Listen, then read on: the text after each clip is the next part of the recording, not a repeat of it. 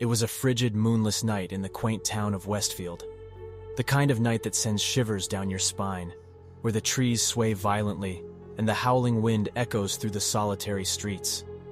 Most residents were safely tucked away in their homes, except for one brave journalist named Emily. Emily had been investigating a string of abductions in the area. People were vanishing without a trace, and the local police department had failed to make any progress. Emily had taken it upon herself to uncover the truth. On this particular night, Emily was on her way to meet an informant who claimed to have vital information regarding the kidnappings. She had hesitated meeting the person alone, but her curiosity was too immense. As she walked down the desolate street, she couldn't shake the feeling that she was being watched.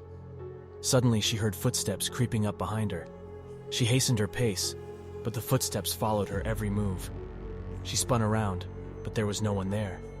She resumed walking, trying to convince herself that it was all in her head.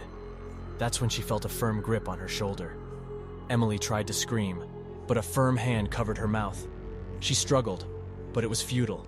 She was dragged into a dark alley, and the last thing she saw before her world plunged into darkness was the empty, cold eyes of her tormentor.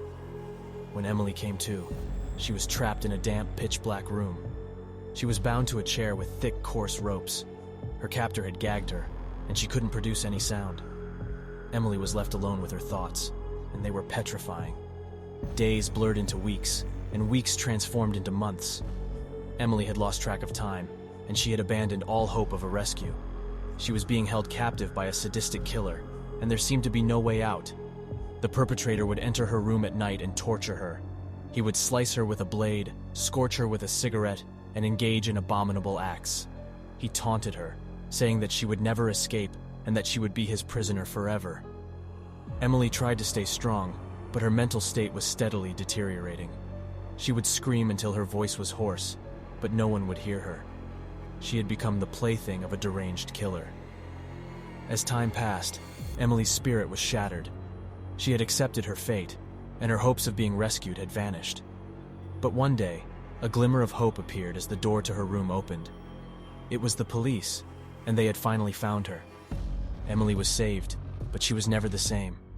The physical scars would heal, but the emotional trauma would haunt her for a lifetime.